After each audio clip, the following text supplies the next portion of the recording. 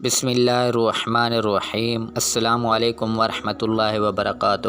بنی اسرائیل میں ایک عابد شخص تھا جس نے اپنی بیوی بچیوں کو چھوڑ کر رہبانیت اختیار کر لی اور سمندر میں ایک چٹان پر چھپر بنا کر اللہ تعالیٰ کی عبادت میں مصروف ہو گیا۔ وہاں میٹھے پانی کا ایک چشمہ نکل آیا جس سے اسے ٹھنڈا پانی ملنے لگا، اور وہاں انار کا ایک درخت بھی اللہ تعالیٰ نے اگا دیا جس سے اسے بڑے بڑے انار اسے ملنے لگے، اور وہ روزانہ ایک انار کھاتا اور ایک گلاس پانی پی لیتا، سارا دن اور ساری رات عبادت میں مصروف رہتا۔ اس شخص نے 500 سال کا عرصہ اسی طرح گزار دیا۔ جب اس کے انتقال کا وقت آیا تو اس نے اللہ تعالیٰ سے دعا مانگی، یا اللہ، میری ساری زندگی تیری عبادت میں گزری ہے، اب میرا آخری وقت آ گیا ہے۔ میری خواہش ہے کہ جب میری موت آئے تو میں سجدے کی حالت میں رہوں، اور میرے جسم کو تا قیامت محفوظ رکھنا، تاکہ جب میں قیامت کے دن اٹھایا جاؤں تو سجدے کی حالت میں اٹھایا جاؤں۔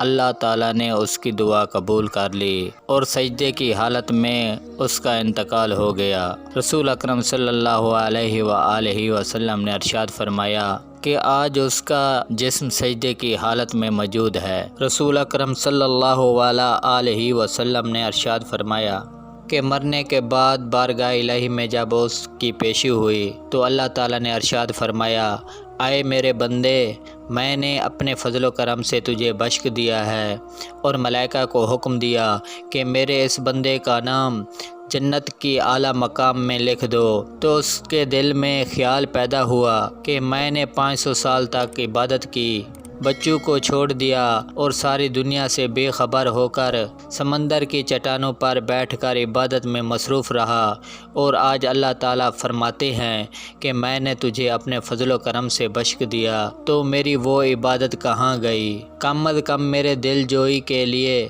ہی کہہ دیتے کہ تیری نماز کے اور تیرے روزے کے اور تیرے ذکر و فکر کی بدولت تجھے بخش دیا، بلکہ اس قدر عبادت اور ریاضت کے باوجود کہا جا رہا ہے کہ ہم نے اپنے فضل سے تجھے بخش دیا، گویا میری ساری عبادت بیکار ہو گئی۔ کیا اللہ تعالیٰ جو دلوں میں پیدا ہونے والے خیالات کو بھی جانتا ہے؟ اس نے فرشتوں کو حکم دیا، بجائے جنت کی طرف لے جانے کے اسے جہنم کی طرف لے جاؤ، لیکن اسے جہنم میں داخل مت کرو، بلکہ جہنم سے 500 میل کے فاصلے پر رکھو، جہاں پر اس کو جہنم کی تپش محسوس ہو۔ فرشتوں نے حکم میں تعمیل کرتے ہوئے اسے وہاں پہنچا دیا۔ ایک دم جو جہنم کی تپش محسوس ہوئی تو بلبلا اٹھا اور پیاس پیاس پکارنا شروع کر دیا۔ جہنم سے اتنی دوری کے باوجود اسے ایسی پیاس لگی کہ پورا جسم خشک کانٹا بن گیا۔ اسی جگہ میں ایک ہاتھ نمودار ہوا جس میں ٹھنڈا پانی کا ایک کٹورا تھا۔ وہاں پہ دوڑا کہ اے اللہ کے بندے، مجھے پانی پلا، پیاس کی شدت نے مجھے بے حال کر دیا ہے۔ وہ ہاتھ پیچھے ہٹ گیا اور آواز آئی، یہ کٹورا تجھے مل جائے گا، مگر اس کی قیمت ہے۔ عابد نے کہا، کیا قیمت ہے؟ جواب ملا، 500 سال کی عبادت۔ عابد نے کہا کہ مجھے پھر پانی پلا دو، میرے پاس 500 سال کی عبادت ہے، اور ایسی خاص عبادت ہے، ساری تم لے لینا۔ اور اپنی عبادت دیکھ کر ایک کٹورا پانی حاصل کر لیا۔ جب پانی پینے کے بعد کچھ جان میں جان آئی تو اللہ تعالیٰ نے فرشتوں سے کہا، اس کو واپس لاؤ۔ فرشتوں نے اسے پھر اللہ تعالیٰ کی بارگاہ میں پیش کر دیا۔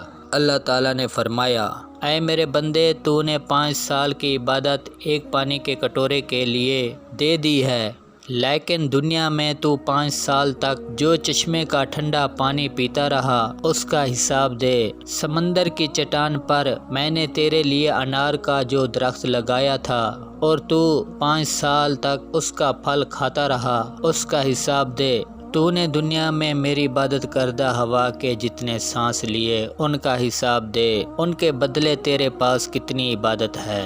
ہم نے تجھے سیاہ دی، دیکھنے کے لیے آنکھ دی، سننے کو کان دیے، بولنے کو زبان دی، چلنے کو پاؤں دیے، اس کے علاوہ بہت سی نعمتیں تجھے عطا کی۔ ان تمام نعمتوں کے بدلے میں کتنی نمازیں، کتنے روزے، کتنے نوافل لے کر آیا ہے۔ تو اس عبادت کے لیے میں نے ہی تجھے طاقت اور ہمت عطا کی تھی۔ اس طاقت کے بدلے میں کتنی عبادت تیرے پاس ہے۔ تجھے عبادت کرنے کی طاقت ہم نے دی، ارادہ ہم نے دیا، توفیق ہم نے دی، دانا پانی ہم نے دیا، پھر بھی تجھے یہ دعویٰ ہے کہ میں نے بہت کچھ کیا اور آج اس کا بدلہ چاہتا ہے۔ ارے تو نے جو کچھ کیا وہ تو سب میری مہربانی سے کیا، بتاؤ تو نے اپنی طرف سے کیا کیا؟ یہ سن کر عابد بارگاہ الہی میں عرض کیا، عمل کی تو یہ قدر و قیمت ہے، 500 سال کی عبادت کرے اور بس صرف ایک کٹورا پانی پی لے۔ تو ناظرین، اس واقعے سے ہمیں یہ نصیحت ہوتی ہے کہ انسان کو اپنی عبادت پر غرور نہیں کرنا چاہیے۔ اگر انسان عبادت کر بھی لیتا ہے تو اسے اپنا کمال نہ سمجھے بلکہ اللہ تعالیٰ کا فضل و کرم سمجھے۔